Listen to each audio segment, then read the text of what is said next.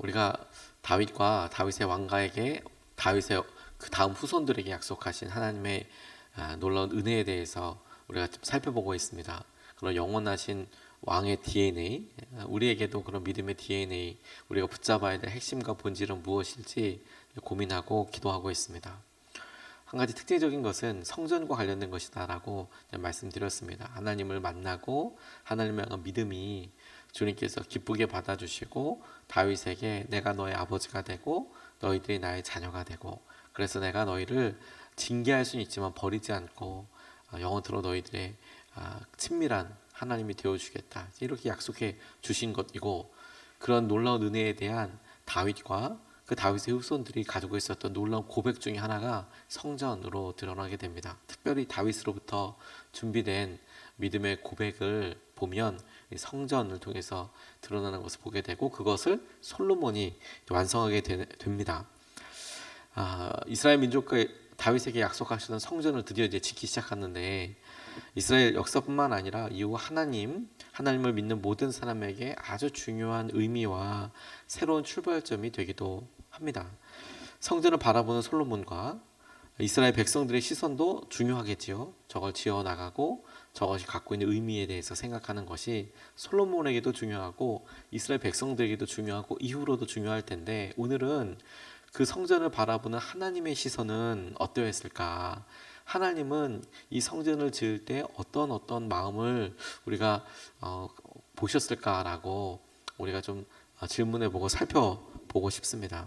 첫 번째로 하나님이 보셨을 때, 이 성전을 바라보셨을 때 그곳에서 가장 먼저 떠올리셨을 법한 것은, 이곳의 성전을 이제 털을 잡고 짓기 시작하기 전에 하나님께서 이미 그곳을 바라보고 계셨던 중요한 사건 하나가 있는데, 그 바라보셨던 중요한 사건의 핵심은 순종이었습니다.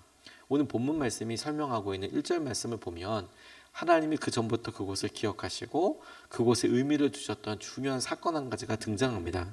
1절 말씀을 보면 이렇게 나와 있어요. 솔로몬은 예루살렘 모리아 산에 주님의 성전을 짓기 시작하였다. 모리아 산에 주님의 성전을 짓기 시작하였다라고 그곳 이름을 모리아 산이라고 밝히고 있습니다. 이곳 이름, 이 성전을 짓는 산은 모리아 산이다. 물론 그 이후에는 성전산으로 바뀌기도 하고 이름이 있기도 하지만 오랜 역사를 통해서 그 이름이 바뀌어져 온 것 중에서 하나 중요한 이름을 우리가 다시 떠올리게 됩니다. 이곳이 모리아 산이었다고 이야기하고 있는 것입니다. 모리아 산은 도대체 뭔데 그럽니까? 라고 싶지만, 모리아 산은 아브라함이 독자 이삭을 하나님 앞에 번제로 드리려고 했던 바로 그곳입니다. 모리아 산으로 가서 3일을 가서 멀리 떨어져 있는데 우리가 저기 갔다 오겠다. 그래서 가서 번제를 드리고 그리고 내려왔을 때 정말 아들을 잡아서 번제를 드리려고 하는 그 순간에 하나님께서 그를 보시고 말렸던 곳이죠. 아브라함이 이삭보다 하나님을 더욱 사랑한다라는 것을 확인하게 됐던 곳일 뿐만 아니라, 아브라함으로서는 여호와 일에 하나님께서 준비하신다라는 것을 경험했던 그런 믿음의 장소이기도 합니다. 하나님께서 순종을 기억해 하세요.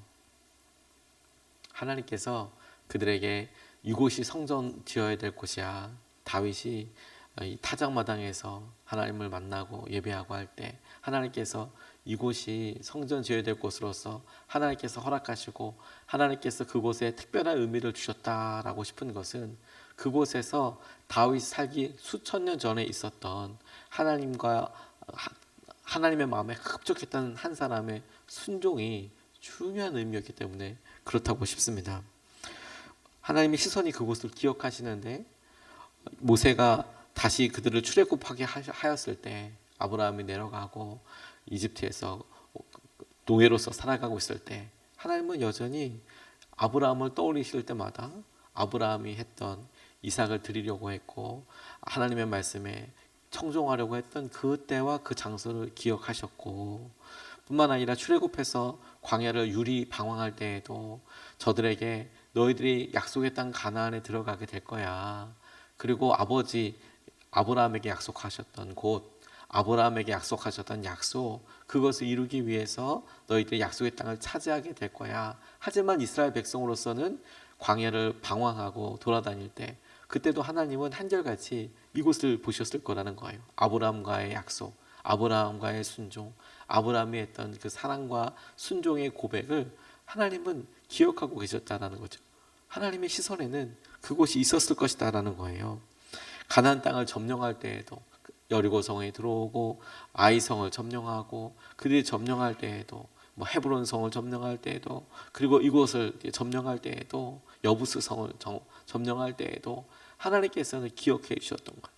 아, 이곳이 하나님께서 하셨던 놀라운 은혜와 마음이 있는 곳이지. 그것이 참 되게 중요하다고 싶어요.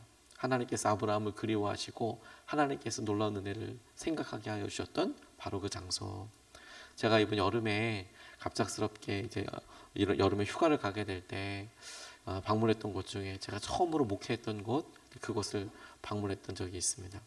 가서 기도하면서 집사람과 함께 잠깐 걸으면서, 워낙 산꼭대기여서 걷는 것 자체가 트레킹 운동이 될 정도로 산꼭대기에 올라가서 목회했었는데, 그곳에 가서 이렇게 기도하고 그곳을 걷는 것만으로도 예전에 제가 얼마나 어리숙하고 얼마나 연약하고 그리고 얼마나 간절한 마음으로 필사적으로 하나님을 사랑하고 기도했는지, 이게 다 그런 추억과 그런 하나님을 향한 마음이 절절하게 떠오르더라고요.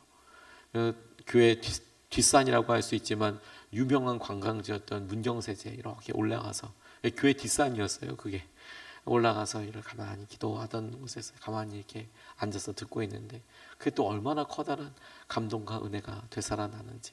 근데 하나님의 마음으로, 시선으로 생각해 보게 됐어요. 하나님께서 이 땅에 하나님을 예배하는 자가 없을 때 하나님을 잊지 못하시는데 사람들은 하나님을 잊어버리고 있을 때, 그리고 와서 유리방황하지만 저들에게 불평과 불만이 막 이렇게 떠오를 때, 하나님을 믿기 때문에 본토 친척 아비집을 떠나던 한 사람, 그리고 그가 내가 이 땅을 줄 거고 너에게 수없이 많은 자손을 줄 거야 라고 이야기했을 때 의심 없이 믿었던 한 사람, 그리고 마침내 아들을 갖게 되었고 그 아들이 자라나는 것을 보고 한없이 기뻤을 텐데, 하나님께서 그 아들을 내가 지시한 땅에 가서 하나님 앞에 나한테 드려라 라고 이야기할 때, 다음날 새벽 일찍 일어나서 짐 쌌던 그 사람, 3일 길을 걸어오면서 하나님을 향하여서 원망하지 않던 그 사람, 그리고 예배드리려고 했던 바로 그 사람, 하나님의 시선이 거기에 있었다는 것이죠. 여러분, 우리도 우리의 삶에, 우리가 전화로나 우리의 일터나 우리의 가정이나 하나님, 우리가 이렇게나 힘들고 이렇게나 어렵고 이렇게나 하나님 우리의 삶이 연약합니다. 우리는 그렇게 보이지만 그럼에도 불구하고 하나님, 내가 하나님을 붙잡습니다. 우리가 하나님을 의지합니다. 하나님을 기도합니다. 하나님 순종해 보겠습니다. 주님 순종해 보겠습니다. 사랑해 보겠습니다 하는 그곳을 하나님께서는 기억하시고 소중하게 보고 계시고, 그곳을 다윗에게 약속하셨던 성전처럼, 아브라함에게는 약속하지 않으셨지만 아브라함의 그런 행동을 기억하셨던 소중한 장소처럼 주님께서 우리의 삶에도 그렇게 소중하게 바라보시고 이끌어 주시는 곳이 있겠구나. 우리의 삶의 자리가 주님께서 기뻐하시고 기억하시는 아브라함의 그 제단처럼, 하나님 성전터처럼 그렇게 만들고 살아가야겠구나. 첫 번째 기도 제목입니다. 두 번째로, 하나님의 시선에서 지금 이것이 참으로 의미 있고 우리가 붙잡고 기도하고 싶은 것은, 하나님이 바라보셨을 때 그곳에 이미 지나버렸지만 솔로몬 시대 때이지 않겠습니까? 근데 솔로몬이 그가 이제 이곳이 성전터다라고 이제 붙잡게 됐고, 하나님께서 그 성전터를 바라보실 때마다 떠올리셨던 한 사람, 다윗과의 만남, 이게 중요하겠다고 싶어요. 하나님의 시선에는 다윗이 너무너무 중요했죠. 다시 1절 말씀 그 이유를 보면 이렇게 나와 있습니다. 솔로몬은 예루살렘 모리아산에 주님의 성전을 짓기 시작하였다. 그곳은 주님께서 그의 아버지 다윗에게 나타나셨던 곳이다. 본래는 여부스 사람 오르난의 타작마당으로 쓰던 곳인데 다윗이 그곳을 성전터로 잡아놓았다고 이야기하고 있습니다. 하나님은 다윗을 기억하고 계세요. 근데 죽은 지 얼마 안 됐죠. 이때 당시로 보면 솔로몬이 왕권을 잡고, 그럼에도 불구하고 이제 성전을 지으려고 하는 이런 과정에 다윗이 엄청나게 준비 많이 했잖아요. 다윗을 기억하셨습니다. 그의 연약함과 죄를 바라보셨고 다윗의 간절함에 대해서 응답하셨습니다. 다윗이 하나님을 향하여 사랑하고 그가 유명한 장수로서 승리하고 그랬지만 하나님이 성전을 짓겠다는 그의 고백에 그의 연약함과 그의 죄에 대해서, 그런데 그럼에도 불구하고 그의 간절함에 대해서 하나님 응답하셨어요. 이스라엘 백성들을 불쌍히 여기셔서 그들을 구원하신 곳이기도 합니다. 전염병이 퍼지자 어떻게 감당할 수 없었던 이스라엘 백성들과 다윗에게 하나님께서 바로 그곳에서 예배하면 이 전염병이 멈추도록 하겠다. 그가 기도했고 그 기도로 인해서 응답을 받았던 곳이에요. 그러니 여러분, 이스라엘 백성들 가운데 누가 어디서 어떻게 예배드렸는지 모를 수 있어요. 솔로몬은 기억했겠죠. 바로 몇 년 전에, 몇십 년 전에 이곳에서 있었던 엄청난 그 일에 대해서 알고 있었겠죠. 신하들도 알고 있었을 수 있을 거예요. 근데 하나님은 더 분명하게 알고 있으셨을 거예요. 다윗의 연약함과 죄, 그로 인해서 있었던 여러 결과들, 그 결과들에 대해서 다윗이 차라리 나와 우리 가정을 치십시오. 우리 집안을 치십시오. 차라리 이렇게 간절히 주 앞에 매달렸던 것을 하나님은 기억하시고 바로 그 장소가 사망에서 생명으로 바뀌어지던 곳, 죽음에서 생명으로 바뀌어지던 곳, 우리의 허물을 덮어주셨던 곳, 하나님의 음성에 들려왔던 곳, 주님의 뜻대로 순종이 일어났던 곳이라고 하나님 시선에는 그곳이 기억되게 하실 거라는 거예요. 그러니 그곳에 성전을 지을 때 하나님께서 성막으로 옮겨다니서 하나도 어느 장소 자체가 중요하지 않아. 건물이 여러분 있어도 수십 년이 뭡니까?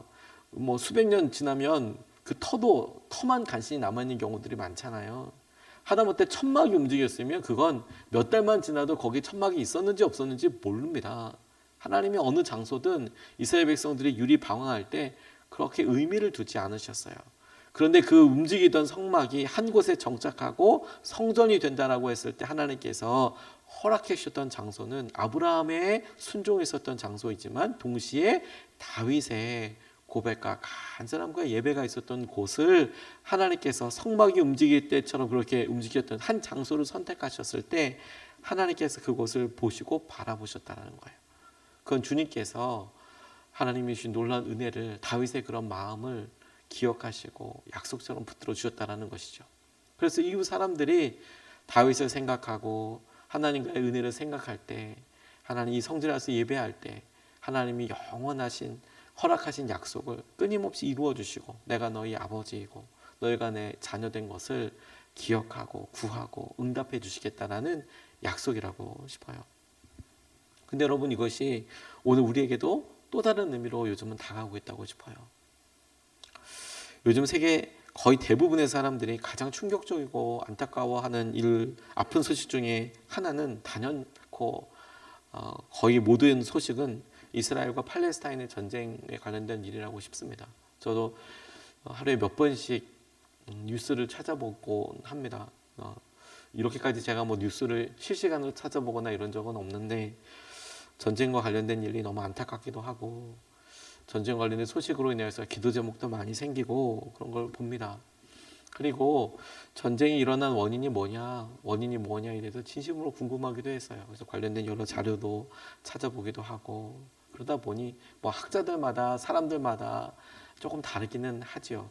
그럼에도 불구하고 그 원인을 뭐 심층 분석해서 이렇게 얘기하기보다 적어도 전쟁을 일으킨 하마스, 그들이 전쟁을 일으키는 원인을 뭐라고 이야기하나, 적어도 그 사람들이 이야기하는 전쟁의 원인이 옳다고 저는 지지하지 않습니다. 절대로 그렇게 생각하지 않습니다. 하지만 적어도 그 사람들은 뭐라고 그렇게 성을 내느냐, 전쟁을 내느냐에 대해서는 살펴보게 되더라고요. 마치 여러분, 저희도 갈등이 일어나고 어려운 일이 일어났을 때 그렇게 갈등을 일으키는 사람의 말이 다 옳지 않죠. 동의하지 않죠. 그런데도 도대체 왜 그렇게 우기고 왜 그렇게 말을 하나, 그걸 알아야 어떻게 처리도 해보고 다가볼 수도 있는 거 아니겠습니까?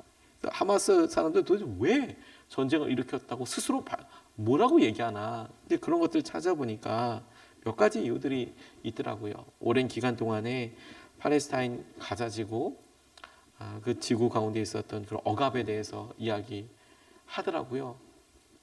저는 실제로 이스라엘에 가봐서 이렇게 보니까 그 장벽 엄청 높습니다. 엄청 높을 뿐만 아니라 숨이 턱턱 막혀올 만큼 콘크리트 장벽을 그렇게 많이 쌓아놨어요. 그래서 그런 억압, 뭐 사람들이 맞는다든지 폭력에 테러 당한다든지 뭐 이런 일들이 수도 없이 많았고 그 사람들이 보기에는 지금 총리인 네타냐후 총리가 강압적으로 하는 부분들도 있었고 뭐 사우디아라비아나 여러 주위 나라에 어떤 뭐 정치적으로 평화를 이루어 가려고 하는 부분이 압박이 됐었다. 뭐 이런 부분도 있었고 중요한 거 그들이 전쟁의 원인이라고 밝히는 것 중에 하나 중에 이런 게 있는 거예요. 알 악사 모스크 뜰 안에서 감히 우리 예언자는 모하메드죠. 모욕한 이스라엘 사람들의 이 알 악사 모스크에 대한 일상적인 공격에 대한 보복이라고 이야기하는 거예요. 일상적인 공격이라는 건 뭐냐면 그곳에서 일상적으로 사람들이 이스라엘 사람들은 이 모스크 안에서 뭐 아무것도 그 예배만 하게 하거든요. 이슬람의 예배만 함부로 들어가지도 못하고. 근데 거기에 사람들이 막 들어오고 이런 것들에 대해서 그 사람들 공격으로 받아들인다는 거예요. 이슬람 사람들이 특별히 팔레스타인 가자지구에 사는 사람들이 하마스 사람들이 그렇게 생각한다는 거예요. 알악사 모스크가 원래 동로마 제국에서 생겼던 교회 건물이었거든요. 그래서 691년경에 세워졌습니다.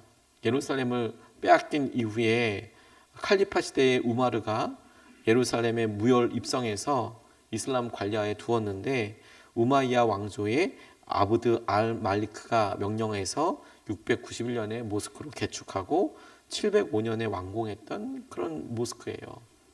그래서 이곳에서 기도하면 이슬람 사람들이 생각하기에는 다른 모스크, 다른 그런 예배당에서 기도하는 것보다 1000배의 이런 능력이 있대요. 그 1000배는 도대체 어떻게 계산하는지는 모르겠지만 자기들이 생각할 때 세 곳에 유명한 곳이 있거든요. 메카에도 있고 뭐 이렇게 뭐 근데 이 알 악사 모스크가 1000배의 어떤 그런 기도의 응답이 있는 곳이라는 거예요. 그러니까 중요한 곳이겠죠. 근데 여러분 알 악사 모스크가 어디에 있는지 아십니까? 이게 오늘 성전되어 있어요. 이스라엘 백성들이 로마에 의해서 성벽과 성전이 다 무너지죠. 다 무너지고 난 다음에 개축할 수가 없었습니다. 증축할 수 없었습니다. 그런데 또 헤롯이 또 만들고 그 헤롯에 있었던 것들 많이 다 무너지고 난 다음에는 어떻게 해볼 수가 없어요. 다 무너졌거든요. 지금도 성전의 벽만 조금 남아 있습니다. 그때 당시에 다 없어졌어요. 그러니까 그 터가 있을 거 아니에요? 그 터에 사람들이 뭐 여러 건물과 상황 뭐 이렇게 있잖아요. 근데 그곳에 시간이 오랫동안 지나고 나니까 거기에 건물도 있었고 거기에 모스크를 세워버린 거예요.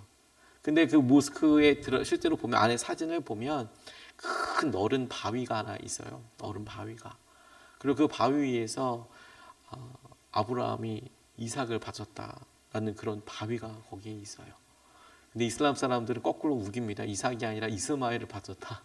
꿀 안에는 그렇게 나와 있는데 그런 곳이라고 이야기해요. 그리고 그곳에서 그 모하메드가 승천했다. 이제 이런 얘기도 나오고요. 그래서 그곳을 대단한 성지로 여기고 그 알 악사 모스크에서 사람들이 와서 예배하고 그랬단 말이에요. 그런데 이스라엘 사람들 입장에서는 뭐예요? 이곳이 성전이에요, 성전. 그래서 이스라엘 사람들은 그곳에 조심해서 갑니다.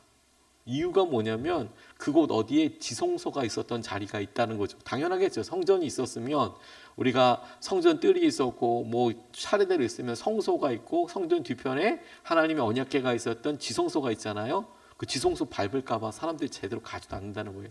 하지만 성전을 다시 지을 생각을 하고 있는 거죠. 이게 일상적인 공격이라고 생각한다는 겁니다. 제가 오늘 말씀을 어제 이렇게 마지막으로 정리하면서 이게 너무 안타깝게 여겨졌어요. 하나님의 시선에는 뭐가 남아있을까?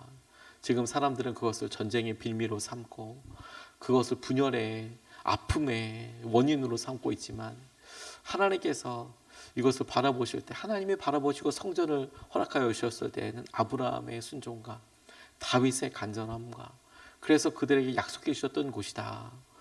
그런데 그런 마음으로 다시 한번 보니까 지금은 너무 안타깝고 이 말도 안 되는 전쟁과 어려운 상황들을 하나님께서 여전히 동일하게 바라보신다면 하나님께서는 이것조차도 하나님 또 다른 치유와 은혜의 손길로 사용해 주도록 인도해 주시도록 기도해야 되는 것이겠구나. 마찬가지로 우리도 이렇게 힘들고 어려운 삶의 자리가 어려움이 있다면 하나님께서 친히 만지시고 기도하시고 하나님께서 이 기도를 통해서 사용하여 주시는 은혜로 우리가 붙잡아야 되겠구나. 그게 오늘 같이 기도하고 하나님 앞에 간절히 메어달릴 수 있으면 좋겠습니다. 하나님의 시선에서 우리와 우리의 모습과 우리의 삶의 자리와 하나님의 드리는 고백이 어떻게 보일 것인가, 그것을 생각하며 오늘 하루를 순종으로 믿음으로 우리의 어려움과 전쟁과도 같은 상황조차도 넘어설 수 있으면 좋겠습니다. 두 가지 말씀 같이 나눴는데 하나님이 바라보시던 그곳에 믿음의 순종이 있었고 또 다윗과의 만남도 있었다. 하나님 우리가 그런 순종과 또 신실한 사람이 될 수 있도록 인도하여 주십시오. 우리 붙잡고 두 번 나눠서 같이 기도하겠습니다. 첫 번째로 기도하고 싶은 것은 주님, 오늘 우리의 삶의 자리가 주님이 기뻐하시는 성전이 되게 하시고 오늘 순종이 있게 해주십시오. 주님, 오늘 우리가 주 앞에 드리는 이 고백과 이 마음이 삶의 자리가 주님이 기뻐하시는 성전이 되게 하여 주십시오. 주님, 우리가 순종이 있게 하여 주십시오. 주의 마음으로 온전히 누리게 하여 주십시오. 우리가 첫 번째로 같이 함께 기도하시겠습니다.